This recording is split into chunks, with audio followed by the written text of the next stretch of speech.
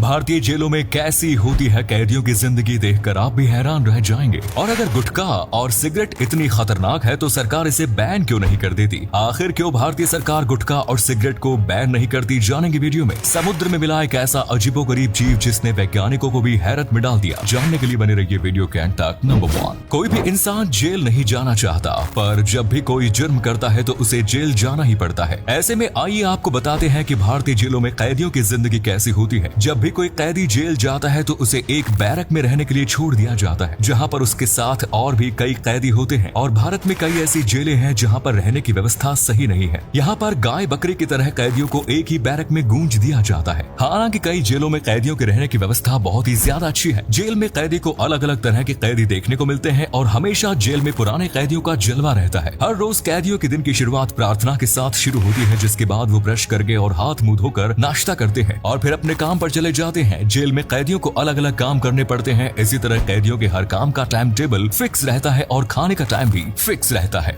Number 2, तंबाकू और cigarette से हर साल हजारों लोग मर जाते हैं और आजकल हमारे इंडिया और भी बहुत सारे देशों में तंबाकू और सिगरेट का सेवन किया जा रहा है, जिससे लगातार लोगों को बीमारी होती जा रही है। पर क्या आपने कभी सोचा है कि आखिर इंडिया में इतनी ज्यादा सिगरेट और तंबाकू का सेवन किया जाता है, लेकिन गवर्नमेंट इसको बैन क्यों नहीं करती? दरअसल अगर गवर्नमेंट ने सिगरेट और तंबाकू को बैन कर दिया तो इससे गवर्नमेंट को बहुत ही बड़ा घाटा होगा, क्योंकि सिगरेट से गवर्नमेंट को 35,000 करोड़ रुपए मिलते हैं, तंबाकू से 11 लाख करोड़ रुपए मिलते हैं। और अगर गवर्नमेंट ने सिगरेट तंबाकू को बैन कर दिया तो गवर्नमेंट के पास ये रुपया नहीं आएगा और ये रकम बहुत ही ज्यादा है। तो गवर्नमेंट ने खुद ITC और VST जैसे सिगरेट बनाने वाली कंपनियों में अपनी हिस्सेदारी रखी है और इसीलिए गवर्नमेंट सिगरेट को बैन नहीं करना चाहती। नंबर 3, हर साल कहीं न कहीं बाढ़ तो आती ही रहती है, जिससे लोगों को बहुत नुकसान होता है और गवर्नमेंट इस बाढ़ को रोकने के लिए तरह तरह के उपाय सोचती रहती है। पर क्या होगा अगर कोई देश अपने देश में बाढ़ लाए, वो भी जानबूझकर? ऐसा ही हुआ था साल 1957 में, जब घाना अंग्रेजों से आजाद हुआ था और उस वक्त घाना बहुत ही ज्यादा गरीब देश था, लेकिन घाना में बहुत सारे प्राकृतिक बॉक्साइट थे जिससे वो एल्यूमिनियम बना सकते थे। लेकिन एल्यूमिनियम बनाने के लिए घाना के पास बिजली नहीं थी, इसलिए घाना ने बोल्टा नदी से इतनी भयंकर बाढ़ अपने इलाके में उत्पन्न की, जिससे लगभग 80,000 लोगों को अपने घरों से हाथ धोना पड़ा और वो सभी लोग अपने घर से बेघर हो गए। लेकिन बाद में घाना की गवर्नमेंट ने इसी बाढ़ के पानी से एक लेक बनाई और उस लेक से बिजली उत्पन्न की, जिससे फैक्ट्री में बिजली आ सकी और बॉक्साइट से एल्यूमिनियम बनाया। इससे घाना देश के लगभग 85% लोगों को बिजली मिल रही है और एल्यूमिनियम के कारण घाना देश में अमीरी बढ़ती जा रही है। नंबर 4, आज भी समुद्र के तट पर ऐसे ऐसे समुद्री जीव मौजूद हैं जिनको अभी तक हम इंसानों ने बिल्कुल भी नहीं देखा, जिसमें से कुछ अनजान जीव हम लोगों को मिलते रहते हैं। और ऐसा ही एक अनजान जीव मिला था न्यूजीलैंड के एक समुद्र में। दरअसल ये जीव एक शार्क के जैसा था, इसलिए इसका नाम बेबी घोस्ट शार्क रखा गया। इस मछली को आज से पहले कहीं नहीं देखा गया था, लेकिन ये शार्क की तरह बिल्कुल खतरनाक नहीं थी, पर इसकी बनावट बिल्कुल एक शार्क की तरह ही थी। ये मछली समुद्र के 1.4 किलोमीटर नीचे पाई गई है। ये मछली समुद्र में बहुत ही नीचे रहती है, जिसके कारण से इस मछली को ढूंढ पाना और भी ज्यादा मुश्किल है।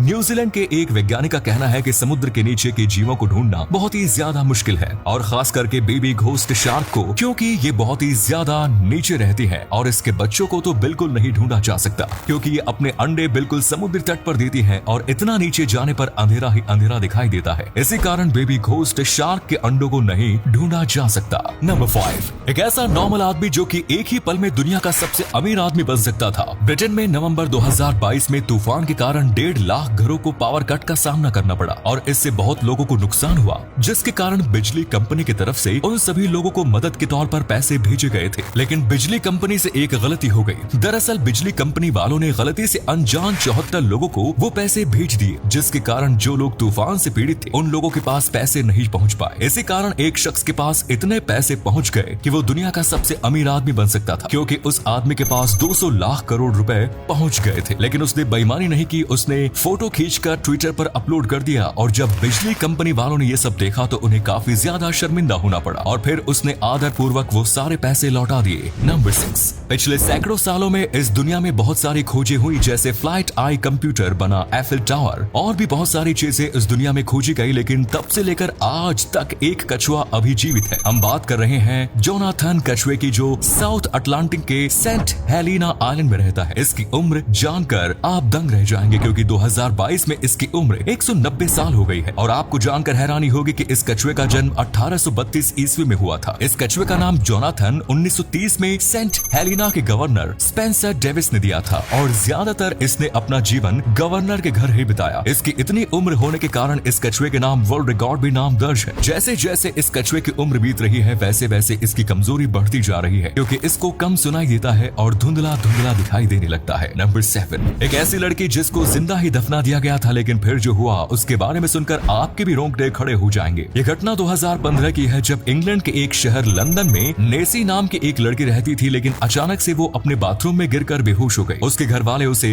जल्दी से डॉक्टर के पास लेकर गए, लेकिन डॉक्टर ने कह दिया कि नेसी मर चुकी है। ये सब सुनकर उनके घर वालों को बहुत ही ज्यादा अफसोस हुआ, क्योंकि नेसी 3 महीने की प्रेग्नेंट थी। लेकिन उन लोगों के पास ही के एक कब्रिस्तान में उस लड़की को दफना दिया गया। लेकिन फिर जो हुआ उसके बारे में सुनकर आप भी चौंक जाएंगे, क्योंकि जैसे ही वो लोग कब्र के पास से आने लगे तो उनको चीखने और चिल्लाने की आवाज सुनाई दी। ये सब सुनकर नेसी के घर वालों ने जल्दी से कब्र को खोदा और डॉक्टर के पास लेकर गए, लेकिन डॉक्टर ने बताया कि ये मर चुकी है। नेसी के घर वालों का मानना है कि जैसे ही उन्होंने उसे कब्र से निकाला था तो उसका शरीर एकदम गर्म था और वो पहले से मरी नहीं थी। उन लोगों ने जब उसे कब्र में दफनाया तब भी वो मर गई। और अगले फैक्ट पर जाने से पहले इस फोटो को ध्यान से देखिए और बताइए किसका फोटो दिखाई दे रहा है। इससे पता लगेगा आपका दिमाग और आंखें कितनी तेज हैं। मिलते हैं आपको 5 सेकंड्स। नंबर 8, एक ऐसा पैरालिसिस व्यक्ति जिसने सिर्फ अपने दिमाग में सोचकर ही ट्विटर पर एक ट्वीट कर दिया। जी हाँ दोस्तों, दरअसल इस व्यक्ति का नाम फिलिप ओकीफी है और ये एक लकवे की बीमारी से पीड़ित है, इसलिए ये बोल नहीं सकता। लेकिन इस व्यक्ति ने अपने दिमाग में सोचकर ही ट्विटर पर एक ट्वीट कर दिया। ना तो इसने हाथ से टाइप किया और ना ही मोबाइल में बोलकर, और ये सब मुमकिन हो पाया सिंक्रोन कंपनी से। सिंक्रोन कंपनी हेल्थ केयर प्रोडक्ट बनाने वाली एक कंपनी है और इस कंपनी ने फिलिप के दिमाग में एक छोटी सी माइक्रोचिप लगाई और इससे फिलिप ने अपने दिमाग में ही सोचा और ट्विटर पर पोस्ट कर दिया। यानी कि फिलिप दिमाग में सोचकर ही पूरे कंप्यूटर को कंट्रोल कर सकते हैं और ये दुनिया के सबसे पहले व्यक्ति हैं जिन्होंने दिमाग से सोचकर ही एक ट्विटर पर ट्वीट किया। धन्यवाद।